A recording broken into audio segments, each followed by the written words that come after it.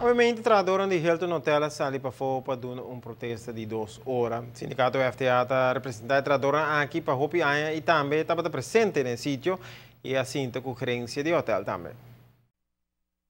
Rudy Herman, do sindicato FTA, está encarregado para negociar a dona de conhecer que o trabalhador que está na Hilton a protestar.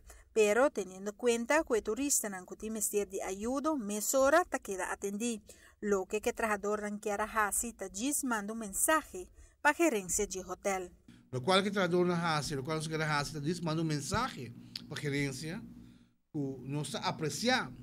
O trabalhador está contente que não está disposto para invertir de placa em hotel, para upgrade hotel, mas não pode assim, como está disposto para upgrade hotel, em cada tanta placa, então o trabalhador mesmo, quer doar cachi-cachi.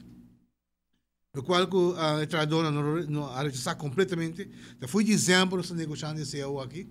Em várias ocasiões, assim na mesa, intercambiar proposição. Tem no último 2 anos passados, assim na mesa, a gerência visa o aqui está sua última proposição, não se bisa é difícil, mas a gerência insistir para nos apresentar o trabalhador. E esse aí toma lugar, semana passada, a Baio Reunião General para explicar ao trabalhador o que é o paquete que a companhia oferece.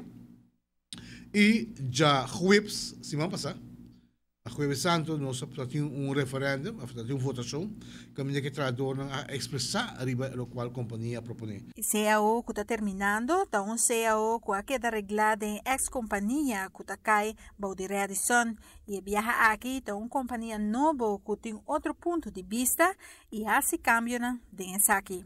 A companhia propõe uma duração de 2 anos, contrato de duração de 2 anos, aumento, 2% aumento repartido em 2 anos. Pagando também lump sum de 450, pero quitando benefício que o trabalhador tem com condição que no momento que a AUV sube, aí passa a gerência a absorver 1% para o trabalhador, a gerência paga 1%, e essa gerência avisa que tem back. E no 25%, no 26% do trabalhador a rechazar o paquete. Uma vez que ela vai rechazar o paquete, e não se avisa na reunião, se vai passar, que gerência mesmo está força e trabalhador a protestar. Que vem com nossa bisanang, aqui também conduzindo o protesto. Então, não se quer surpresa, ainda a companhia chama nós business gratente de uma ação. Não me saiu nenhuma surpresa para você, nós bisa bolsa de semana passada, a ação que lobbying. Mientras tanto, nós mandamos uma carta para uma proposição para a gerência. A gerência, ainda no momento de protesta, a gerência avisa-nos que não pode caso aqui sinta na mesa com nós já vieram.